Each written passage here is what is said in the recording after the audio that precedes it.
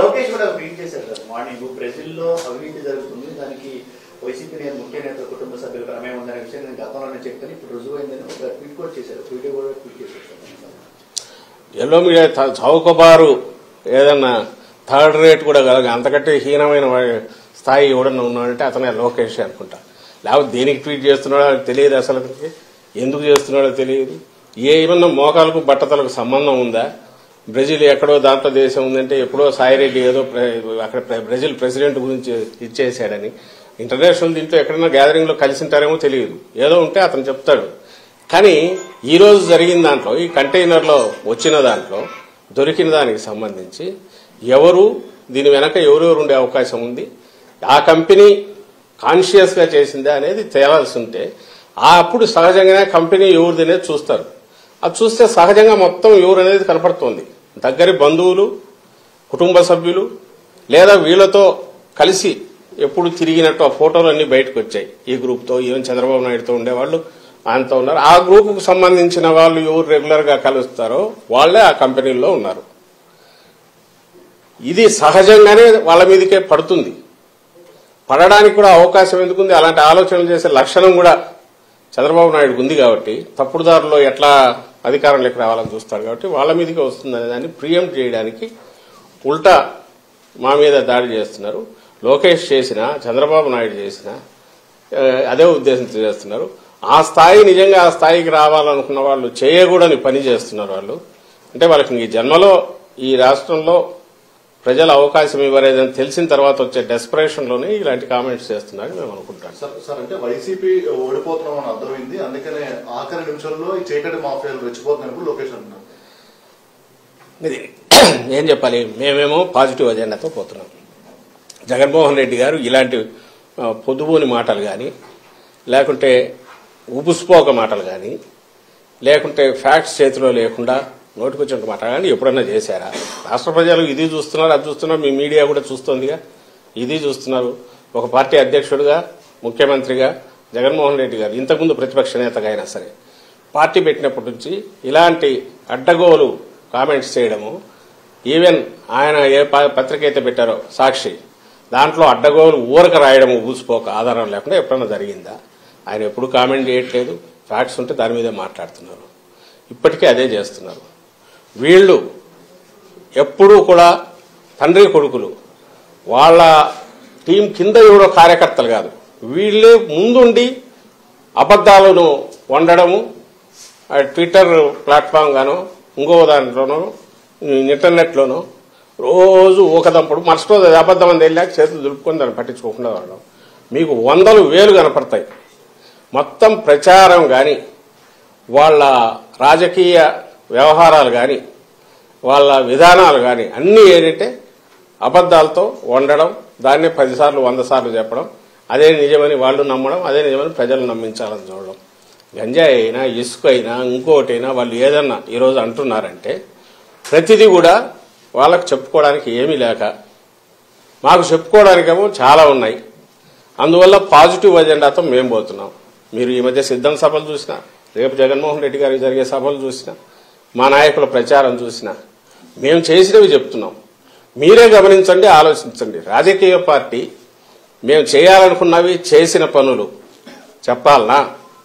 ఒక third rate pulp బుక్లో వచ్చినట్టు ఫిక్షను దాన్ని పట్టుకొని అవి వాటికి సంబంధించినవో, ఏదో వ్యక్తిత్వ హననం చేసి వాటికి సంబంధించినవో క్యారెక్టర్ అసాసినేషన్కు పాల్పడి ఇవన్నీ తెచ్చి మీడియా ద్వారా ఉండి ఇదే ప్రజలకు అవసరమైన రాజకీయం అన్నట్టు చేయడం, అది రియల్ రాజకీయమా? అది కాదని రిజెక్ట్ చేశారు. ఇప్పుడే 19లో రిజెక్ట్ చేశారు. ఈసారి కూడా వాళ్ళకు ఏమీ లేదు చెప్పడానికి. ఈవెన్ వాళ్ళు అనుకుంటున్న హామీలు రిపీటెడ్ గా చెప్పడానికి కూడా భయపడుతున్నారు. ఎందుకంటే నువ్వు నిన్న ఏం చేశావని అడుగుతారు. 14-19 మధ్య చేయలేదు కదా, అబద్దాలు ఆడినావు, ఇచ్చిన అబద్దపు హామీలు ఒక్కటి నిలబెట్టుకోలే కదా అనేది అడుగుతారు. అందుకోసం వాడి జోలు కూడా పోవట్లా. రేపు ఏదో చేస్తామని చెప్పాలంటే భయం, నిన్న ఏం చేశావని జనం అడుగుతారని. అందుకని రోజు ఏదో ఒకటి, రోజు నిన్న ఎక్కడో ఎలక్షన్ కమిషన్ పద్ధతులు వేస్తాను ఏదో పోయి ఇవ్వడం ఈ మధ్య మొదలైంది అనుకొచ్చేసి, దాని మీద ఇమ్మీడియట్ బ్యానర్ స్టోరీస్ రాయడం, ఏదో అయిపోయింది కొబ్బరాడు. ఏమీ కావట్లా. రాష్ట్రం నిక్షేపంగా ఉంది, బ్రహ్మాండంగా ఉంది. ఎన్నికలకు మళ్లీ పోతున్న దశలో పూర్తి పాజిటివ్ ఇది వేవ్ మాకు కనిపిస్తోంది. అందుకే మేము ఎక్కడ పోయినా ఆదరణ అట్లుంది. అది సహించలేక రేపు ఎన్నికల్లో 23 కంటే ఇంకా హీనం పోయి 0-0కు దగ్గరగా వచ్చే సింగిల్ డిజిట్కో లేదా 0కో కన్ఫైన్ అయ్యి పరిమితమయ్యే పరిస్థితిలో నేపథ్యంలో దాన్ని ఎక్స్ప్లెయిన్ చేయడానికి అవసరమైన గ్రౌండ్ ఇప్పుడు ప్రిపేర్ చేసుకుంటోంది తెలుగుదేశం పార్టీ కానీ, ఆ పార్టీ అధ్యక్షుడు కానీ, ఆ పార్టీ జాతీయ ప్రధాన కార్యదర్శి ఆయన కుమారుడు లోకేష్ కానీ, లేదా ఆయన వెనక వాళ్ళ దత్తపుత్రుడు పవన్ కళ్యాణ్ కానీ రేపు పోయిన తర్వాత ఈరోజు వాళ్ళు ఏమేమి వీటేమంటారు అడ్డగోలు వ్యాఖ్యలు చేశారు, ఇవన్నీ మేము ఆ రోజు చెప్పాం. వీటన్నిటి వల్ల ఈ వైఎస్ఆర్ కాంగ్రెస్ పార్టీ ఈ విజయం వచ్చింది, ఇది ప్రజలు ఇచ్చింది కాదు అని చెప్పడానికి గ్రౌండ్ ఈ రోజు నుంచి ప్రిపేర్ చేసుకుంటున్నారు. రెండవది వాళ్ళకి చెప్పడానికి ఏం లేదు కాబట్టి నోటికి వచ్చినట్టు కారుకూతలు వస్తున్నారు.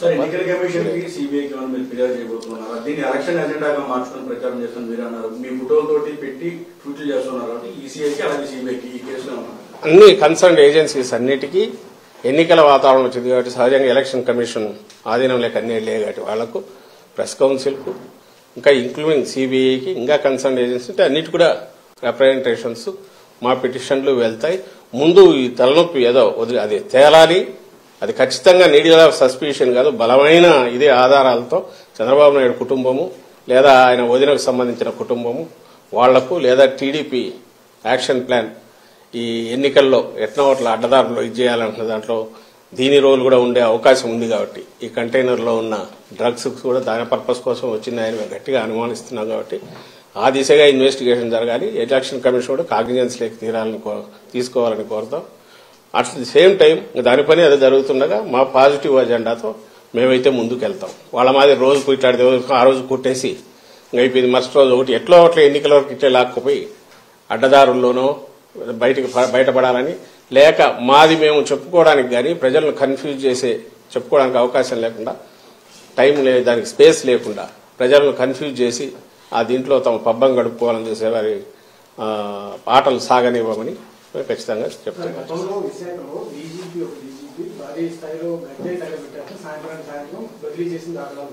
అయితే ఇప్పుడు ఇంటర్పోల్ కి సంబంధించినటువంటి సమాచారంతో సిబిఐ రమణ దిగిన తర్వాత లోకల్ పోలీస్ ఇంటర్ఫీరెన్స్ అంటూ విమర్శలు కూడా వస్తాయి. దానిపై సిపి కూడా వివరించినట్టు దాని మీద ఇప్పుడు సిపి ఎక్స్ప్లెయిన్ చేసినట్టున్నాడు కదా. వాళ్ళు రమ్మన్న డాగ్స్ వాడు అన్నారు, పోయిన తర్వాత అవసరం లేదన్నారు.